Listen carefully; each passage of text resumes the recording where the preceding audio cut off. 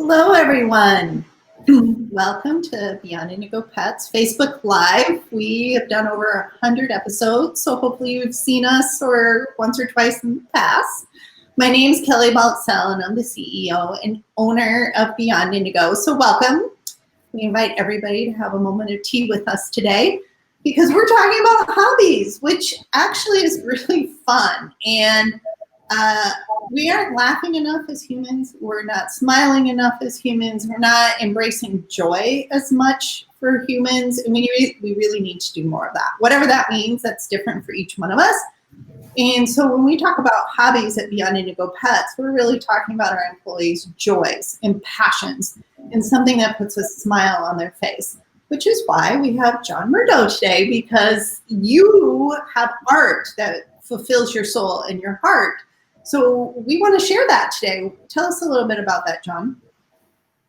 Sure. So I've done art pretty much off and on my entire life, and it kind of led me to going to school for visual effects and motion graphics to learn how to do post-production for movies, which ultimately got me doing graphics for NBC for a while, and then that kind of shifted me into the marketing end of things. It helped there, and so it's ultimately what led me to Beyond Indigo, because they kind of shifted me from the production and art role into more of the analytical marketing side of things in business. Right. And then it's just kind of been more marketing for the last about 8 years because of that. And the last year or so, I got back into doing artwork in my spare time, just as kind of a hobby and creative outlet. And in turn, it's become kind of like a side hustle or entrepreneur endeavor where I've not only been selling the artwork, but also looking at licensing deals and wholesale deals and things of that nature because of COVID kind of shutting down a lot of the events that I used to do, as well as the other artists. Right. It kind of made me kind of evaluate and look at, the different sides of the art world and trying to figure out how can you still generate money when things are closed down. So it's actually opened up some new different perspectives for me as to how do you, monetize things when you're throwing that curveball, and how you used to make it kind of, stops. So right, it's a little different. So do you have things to show us today? Sure. I know we have the website, but I also have some items here on my desk too that I can show, because I'm not sure if the holiday stuff is all online yet. But on the main website there, we've got a couple of the original pieces that I designed last year. The two pieces on either ends, the Elevate and the Phoenix there, were actually done with spray paint on giant wooden headboards that my neighbor was discarding. And so I kind of reclaimed the materials, and they're about 3 foot by 4 foot in size. Wow. Initially, I was taking them to events and trying to sell them, but I was afraid that they would get damaged, so I kind of stopped taking them and trying to sell them. And then now I want to be a part of a bigger show next year. That's going to be about 20 to 30 pieces. But now I just sell prints of those for the time being. And that's kind of what I do with a lot of my bigger pieces, is I try to make stuff affordable for everyone, but I also know the value of the pieces, especially when they're on those grander sizes.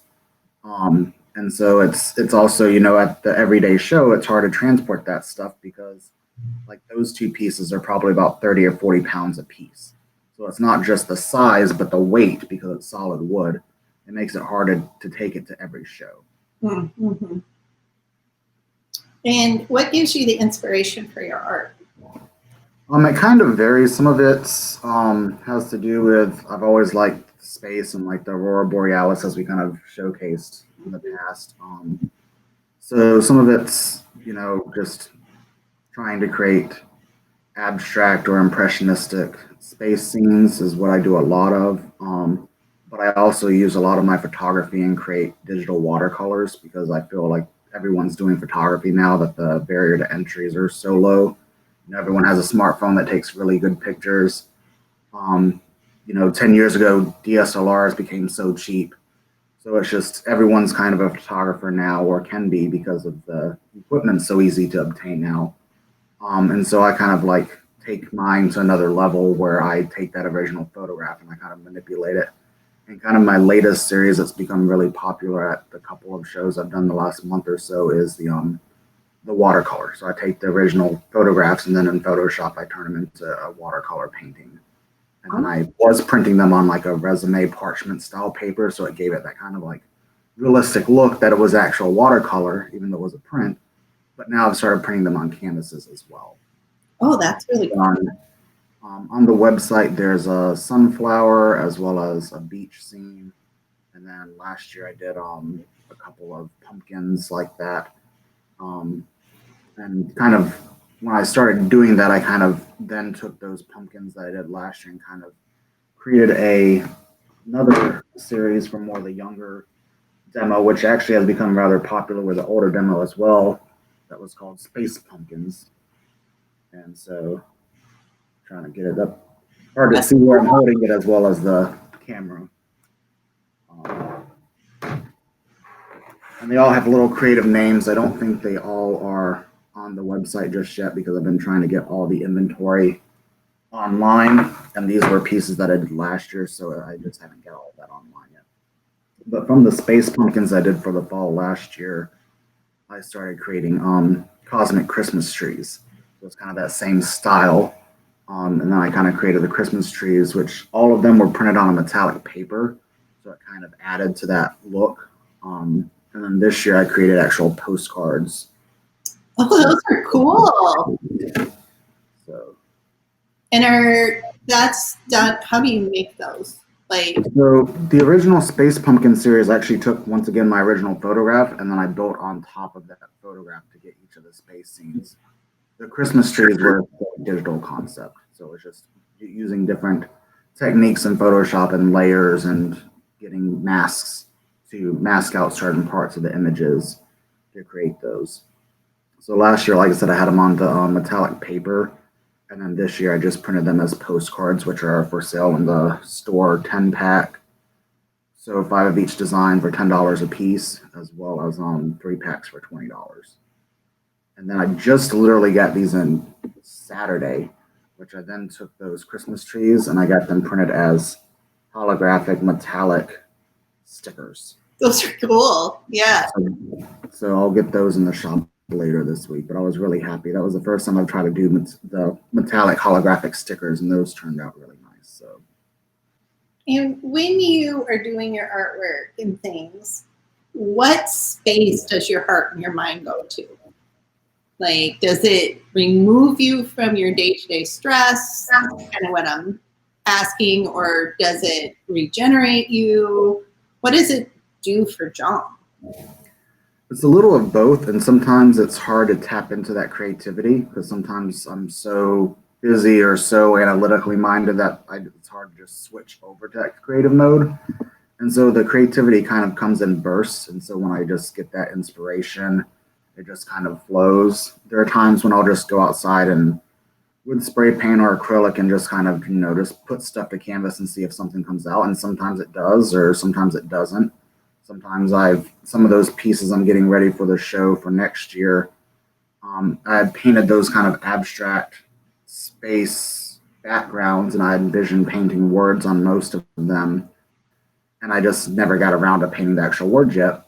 And then earlier this year, I came across some augmented reality software.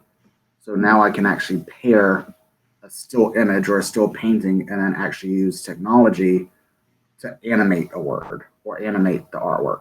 And so I started doing that a couple months ago with a couple Comic-Con style pieces. And that's kind of where those paintings I didn't finish last year, because I knew there was something missing, but I didn't know what it was. Mm-hmm. I've got that technology and the words that I wanted to paint that were all kind of motivational sayings or motivational words. They'll actually be animated. So actually at the show, you'll use the phone and you'll actually hover it over the artwork and you'll actually see the actual message. Oh, that's really cool. Will actually just be a abstract space scene, and it kind of enhances and takes art to the next level. It makes it more interactive. Oh, that is really cool. Okay, so you're kind of mixing offline and online together in that sense. I didn't even know. It brings back where I learned the visual effects and motion graphics side of thing in college, taking that side of things and bringing it back into the more traditional artwork. So it's kind of blending the two medias together. Right. And do you spend a lot of time on artwork, or is it just a 15-minute thing that will take you and bring you some joy? Or, you know, when is art, is it good for you all the time, or? Yeah, it kind of varies. There's some months that I spend more of time on developing art in general. The last couple months has really been more the business side of things and like getting the website built out and all the, you know, general business management type of stuff that you got to do. But typically, like last year, I probably produced 100 pieces in like a 3 to 4 month span. I didn't necessarily showcase all of it. I didn't anticipate selling all of it at first. But now I kind of have it ready for this season.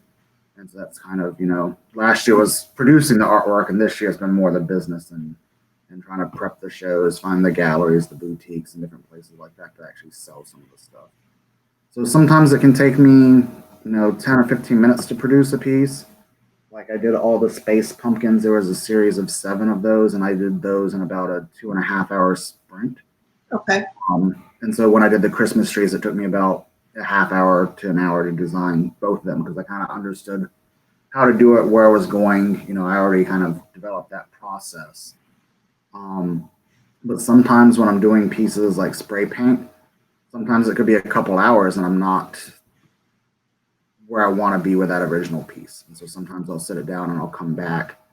You know, a lot of the spray paint I use is an automotive spray paint because I know a guy who buys damaged products and resells it at a discount.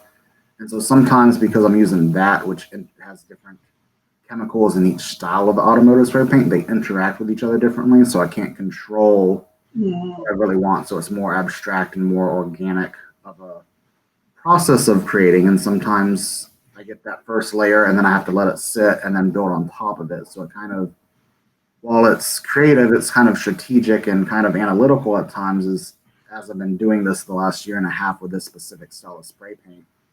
It's really made me have to, you know, think about how I'm going to do it because I understand now that it doesn't always, you know, like regular acrylic spray paint, when you spray it down, it stays. Well, this quite often eats away at each other and kind of flows almost like a kind of like an acrylic pour or resin pour at times.